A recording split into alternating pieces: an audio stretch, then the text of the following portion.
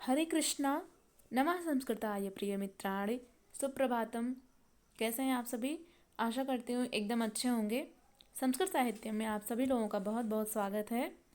आज हम लोग श्रीमद् भगवद गीता के पंचम अध्याय के 23 और 24 नंबर के श्लोकों का अध्ययन करेंगे। इसके पूर्व हम लोग 22 श्लोकों तक अध्ययन कर लिए थे, जिसमें हमने जाना था कि ये जो इंद्रियों के विषय होते हैं और उनके जो संयोग होते हैं, वे उनसे जो उत्पन्न होने वाले सभी भोग यद्यपि भोगने में तो प्रिय प्रतीत होते हैं, किंतु निसंदेह वे सब दुखप्रद होते हैं, दुख प्रदान करने वाले होते हैं। इसलिए जो बुद्धिमान लोग होते हैं वे भोग और ऐश्वर्य के वस्तुओं में आसक्त नहीं होते हैं। यहाँ तक हम लोगों ने अध्ययन कर लिया था। अब आज हम लोग 23 नंबर के श्लोक का अध्ययन करेंगे, तो आप लोग भी साथ में वाचन करिए। शक्नोति हैव यः सोढुं प्राक्शरीर विमोक्षणात् कामक्रोधोद्भवं वेगं स युक्तः स सुखी नरः। अर्थात श्री भगवान अर्जुन से कहते हैं, शक्नोति इह एव। शक्नोति हैव में वृद्धि संधि हुई है, तो शक्नोति यानी समर्थ है, इह माने इस, एव माने ही, यह माने जो पुरुष, सोढुम यानी सहन करने में, प्राक शरीर विमोक्षणात्, प्राक यानी पहले, शरीर विमोक्षणात् यानी शरीर छूटने से, काम क्रोधोद्भवम काम और क्रोध से, उद्भवम यानी उत्पन्न होने वाले, वेगम यानी वेग को, स माने वह, युक्तः यानी युक्त होकर, स सुखी नरः स माने वह, नरः माने मनुष्य, सुखी यानी सुखी है। तो ये रहा शब्दार्थ।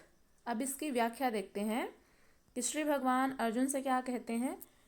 जो साधक इस मनुष्य शरीर में शरीर का नाश होने से पहले पहले ही काम क्रोध से उत्पन्न होने वाले वेग को सहन करने में समर्थ हो जाता है, वही पुरुष योगी है और वही सुखी है।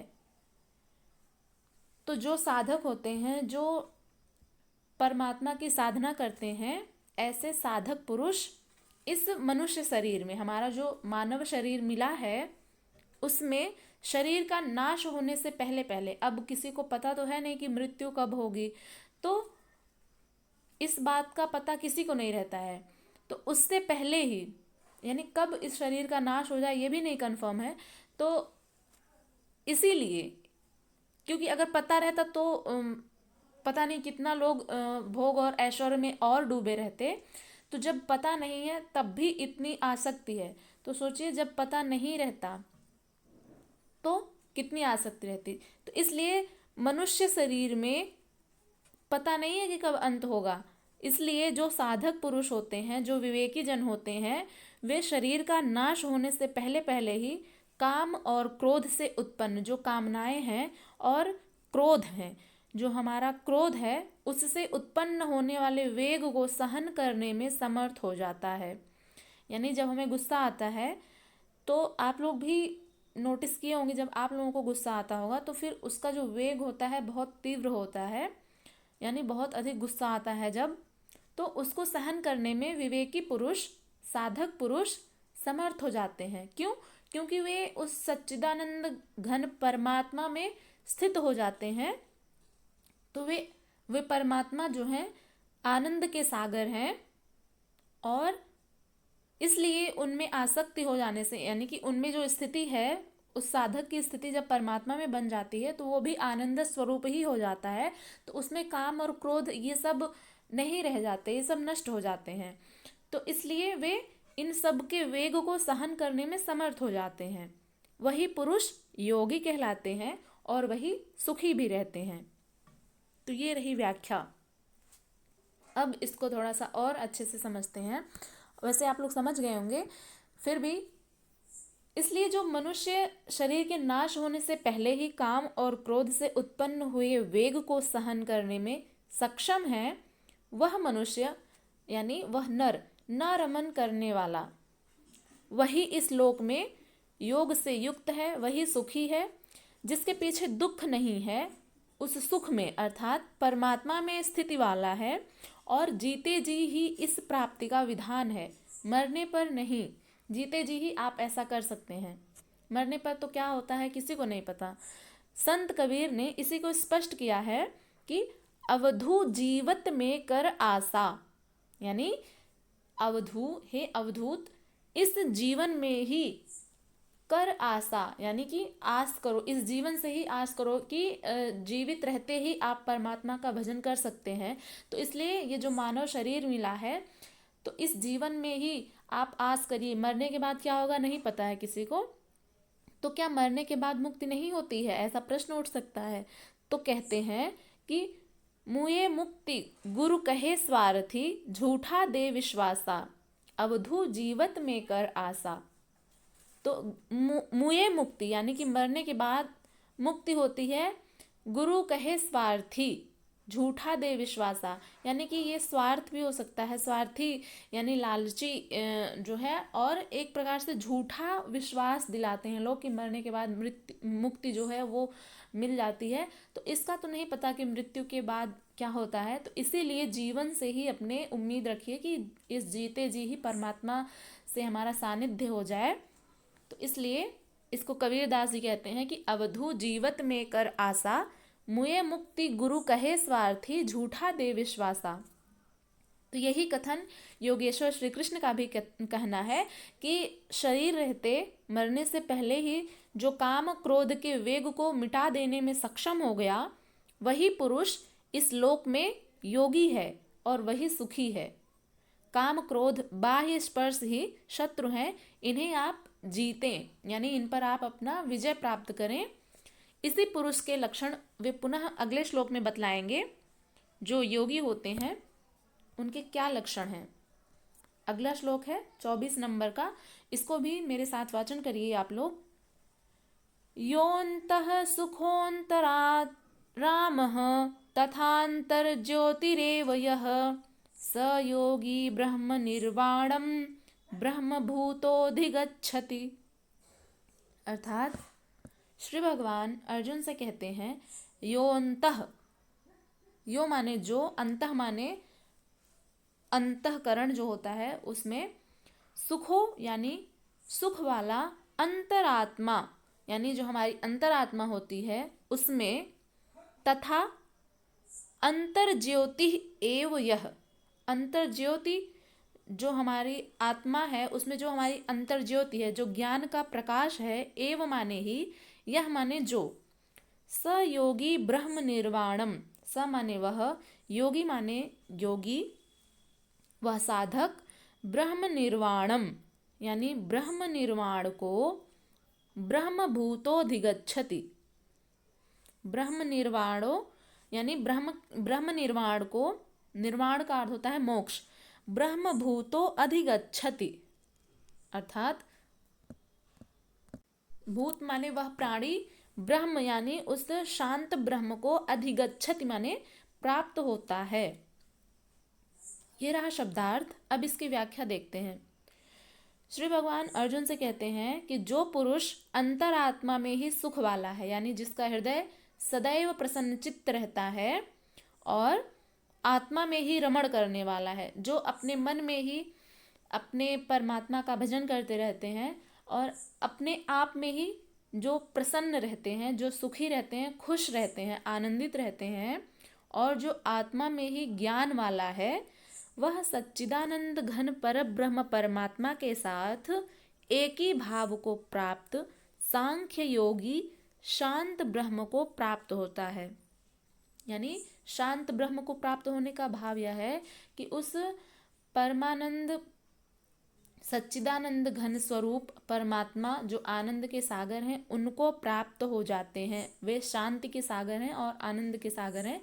तो ऐसे परमात्मा को जब प्राप्त हो जाएगा कोई साधक, तो उसकी भी स्थिति वैसी ही हो जाएगी जैसे कि प्रभु की होती है, जैसी परमात्मा की होती है।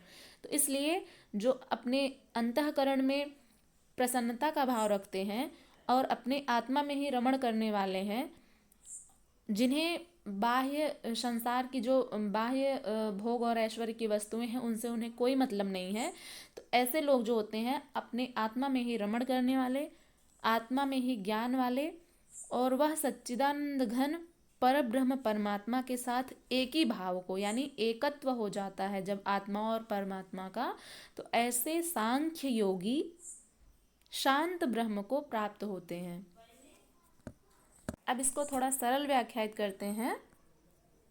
जो अंतरात्मा में ही सुख वाला, अंतरात्मा में ही आराम वाला तथा जो अंतरात्मा में ही प्रकाश वाला है, वही योगी ब्रह्मभूतः यानी ब्रह्म के साथ एक होकर ब्रह्म निर्वाणम यानी वाणी से परे ब्रह्म को, शाश्वत ब्रह्म को प्राप्त होता है। अर्थात पहले विकारों का जो काम क्रोध हमारे जो विकार हैं मन के, उनका अंत होता है, फिर परमात्मा का दर्शन होता है, उसके बाद परमात्मा में प्रवेश पा जाता है। तो अब अगले श्लोक की तरफ बढ़ते हैं। अगला श्लोक है, इसको मेरे साथ वाचन करिए आप लोग भी। लभन्ते ब्रह्म निर्वाणम ऋषयः क्षीणकल्मषाः छिन्नद्वैधायतात्मानः सर्वभूतहिते रताः।